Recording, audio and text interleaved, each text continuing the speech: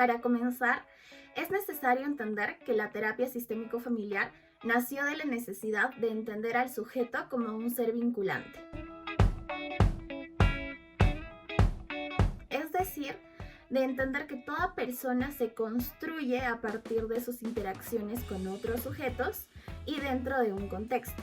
Por otro lado, se diferencia de otros enfoques, ya que en la terapia sistémica se hace mucho más ahínco en el contexto y en los vínculos cercanos a la persona que presenta una dificultad. Por eso es que es muy común que, a diferencia de otros enfoques, en la terapia sistémica se invite no solo a la persona que presenta la dificultad, sino a sus vínculos significativos. Normalmente se trabaja en la familia y se ven cómo algunos patrones de interacción sostienen la dificultad, no solamente asignándole el problema a uno de los individuos, sino al patrón de funcionamiento de la familia misma. Para entender un poquito más acerca de la terapia sistémica, vamos a recurrir a explicar a grandes rasgos los pilares teóricos que la sostienen.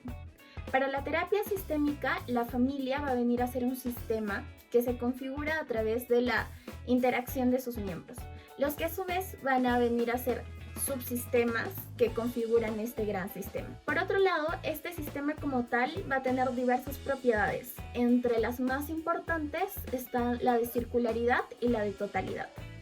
La propiedad de circularidad se refiere a que todo está interrelacionado y que un cambio en alguno de los individuos de manera inmediata representa una reconfiguración del sistema total. Es decir, que cualquier dificultad que afronte un miembro afecta y cambia a toda la familia en general. Por otro lado, el concepto de totalidad se refiere a que el todo es mucho más que la suma de sus partes, ya que cada uno de los subsistemas solamente van a encontrar significado que se van a entender en base al sistema como un todo. Otro de los pilares teóricos de la terapia sistémica es la cibernética, de primera y de segunda generación. La cibernética de primera generación nos indica que el sistema como tal tiende a la homeostasis. Es decir, que toda familia ante una dificultad o ante una crisis va a poner en marcha una serie de estrategias, muchas veces no conscientes, para poder conservar la normalidad o sus patrones de interacción normales. Por otro lado, la cibernética de segunda generación, que corresponde más que todo a los últimos paradigmas de terapia sistémica, nos dicen que la familia tiende a la morfogénesis, que indica que ante una crisis, ante una dificultad, la familia va a poner en marcha ciertas estrategias que le permitan adaptarse a este cambio, adoptando una nueva forma de funcionamiento o de interacción.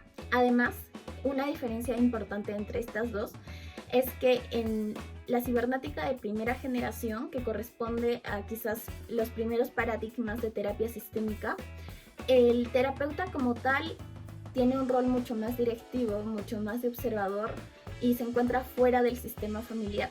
En cambio, en la cibernética de segunda generación, el terapeuta se convierte en un subsistema más del sistema. En este sentido, va a estar constantemente involucrado en el sistema y también va a tener un efecto directo dentro de este. El objetivo de este enfoque podría decirse que es que el sistema logre la morfogénesis, es decir, que logre la transformación de sus patrones de interacción o de sus pautas vinculares para poder superar la crisis y adaptarse a una nueva situación.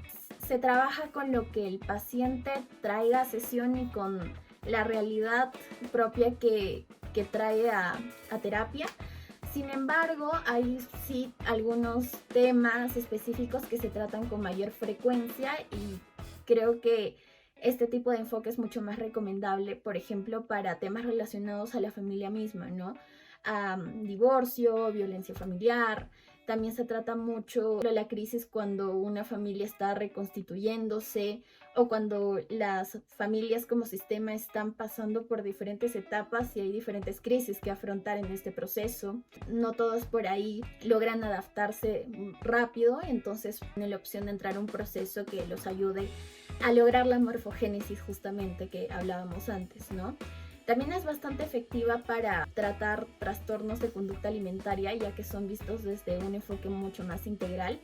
Y es interesante también ver cómo en este sentido las pautas de interacción sostienen el síntoma, que por ejemplo en este caso sería una anorexia o una bulimia, ¿no?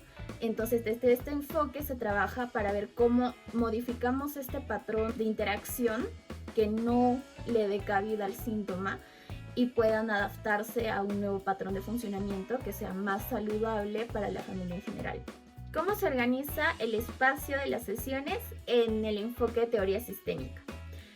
Creo que en esta pregunta radica una de las grandes diferencias de la terapia sistémica con otros enfoques terapéuticos, ya que si bien es posible trabajar como lo hacen los otros enfoques que básicamente hacen uso de una habitación en la que se acomoda el terapeuta y el cliente o el paciente, también se trabaja de otra manera que ha sido mucho más usada en los últimos años, ya que se trabaja con los equipos reflexivos que implican una organización diferente del espacio. Para trabajar de esta manera, en realidad se necesita que la sala tenga una organización o esté acomodada como una cámara Gesell, en la que detrás de la ventana, como observador, está un equipo de psicólogos, como su nombre lo dice, reflexionando acerca de la conversación que tienen el terapeuta y el paciente. La dinámica es la siguiente.